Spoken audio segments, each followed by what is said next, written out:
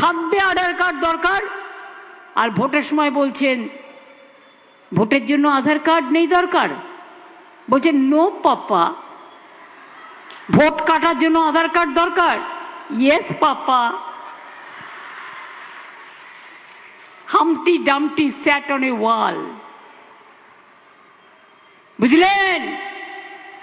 এই হচ্ছে চরিত্র। অন্যদের চরিত্র হনন করার আগে নিজেদের নৈতিক চরিত্রটা একটু চিন্তা করে দেখুন, ভাবুন। বাংলাকে অনেক অসম্মান করেছেন, দিল্লিতে বাংলা অনেক অসম্মানিত। দিল্লির গদি মিডিয়া চিরকাল বাংলাকে বদনাম করে, কিন্তু মনে রাখবেন একদিন না একদিন তারা বুঝবে। আমি যখন রেল মিনিস্টার ছিলাম আমাকে বাংলার রেল মিনিস্টার বলতো, যদিও আমি আজমির থেকে শুরু করে, পুষ্কর থেকে শুরু করে, দিল্লির মেট্রো রেল থেকে শুরু করে, মুম্বাই রেল বিকাশ কর্পোরেশন থেকে শুরু করে জব তীর্থের আন্দোলন, সমস্ত তীর্থের আদরে সমস্ত স্টেশন করে দেওয়া সত্ত্বেও আমাকে বলতো। এখনো বাংলাকে হিংসা করে, কেন জানেন? বাংলাকে দেখছে আর জ্বলছে, আর লুচির মতো ফুলছে। এই বাংলায় একদিন ইংরেজদের রাজধানী ছিল কলকাতা। সবার সাথে লড়তে পারলেও সে সময় বাংলার সাথে লড়তে পারছিল না, তাই সরিয়ে নিতে হয়েছিল রাজধানী। আর ওদেরও তাই আজকে বাংলাকে ভাগ করবার, টুকরো করবার, ভাগাভাগি করবার, ভোট কারবার, এনআরসি কারবার, ডিটেনশন করবার কারবার, এসব করার চক্রান্ত চলছে। আমি বেঁচে থাকতে ডিটেনশন ক্যাম্প করতে দেব না, এবং কোনো মানুষকে বাংলা থেকে বিতাড়িত, বঞ্চিত বা লাঞ্ছিত হবে না। আগের বার বলেছিলাম লক্ষ্মীর ভাণ্ডার করব, করেছি। 500 টাকা দিয়ে শুরু করেছিলাম আর 700 টাকা দিয়ে, এখন ওটা 1500 এবং 1700 হয়ে গেছে। এত আর্থিক সংকট থাকা সত্ত্বেও লক্ষ্মীর ভাণ্ডার চিরজীবন পাবেন। এবারে বলে যাচ্ছি,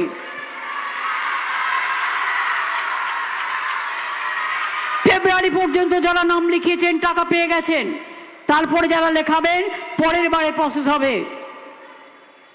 যুবসাথী যারা পেয়ে গেছেন ঠিক আছে, যারা এখনো পাননি তারাও আগামী দিন পেয়ে যাবেন, আর তাদের জীবিকার সন্ধান আমরা দেখে দেব।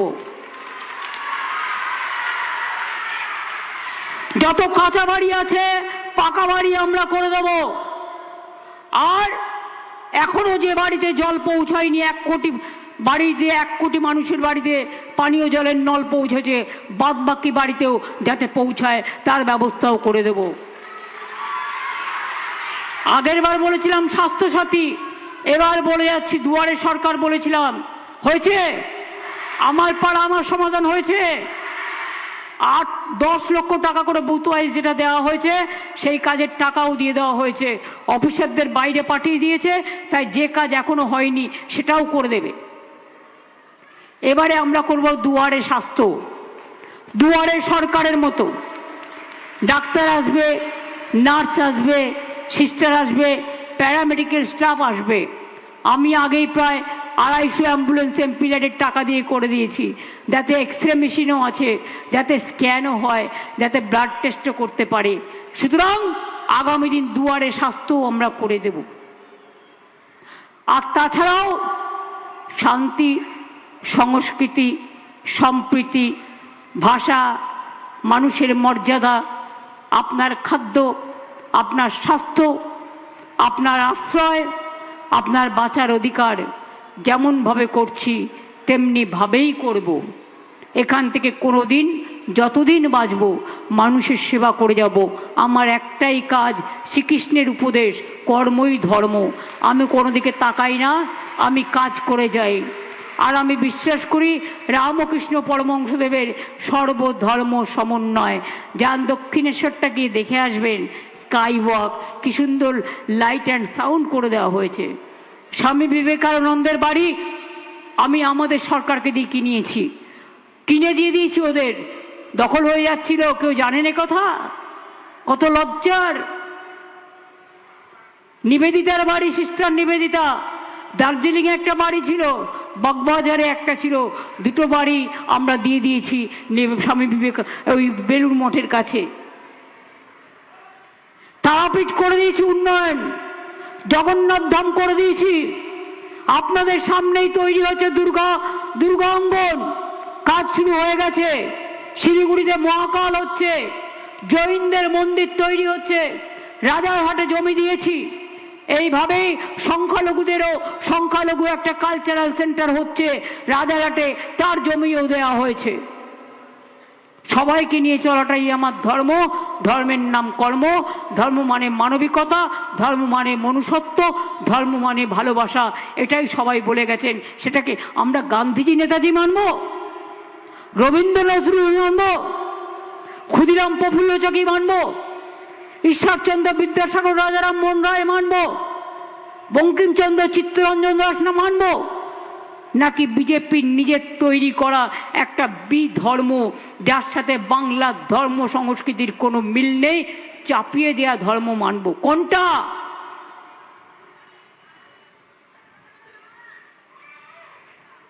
জানেন জয় বাংলা আমি কবে স্লোগানটা দিয়েছিলাম? যখন আপনাদের এখানকার একটা গুন্ডা জিতেছিল ব্যারাকপুর লোকসভা সিট থেকে 2021-এ, তারপর সারা এলাকা তছনছ করেছিল দাঙ্গা করে করে, বাঙালিদের বাড়ি জ্বালিয়ে দিয়েছিল, হিন্দু মুসলমান করে দিয়েছিল, প্রায় 1 মাস এলাকায় অশান্তি ছিল। তখন আমি খবর পেয়ে ছুটে এসেছিলাম, দেখলাম রাতারাতি সব অফিস দখল করে নিয়েছে, সব বাড়িতে তালা দিয়ে দিয়েছে, নৈহাটির লোকেরা কাঁদছে, বড়মার পবিত্র জায়গা, কাঁদছে ব্যারাকপুর, কাঁদছে বীজপুর, কাঁদছে জগদ্দল, কাঁদছে কাঁচরাপাড়া।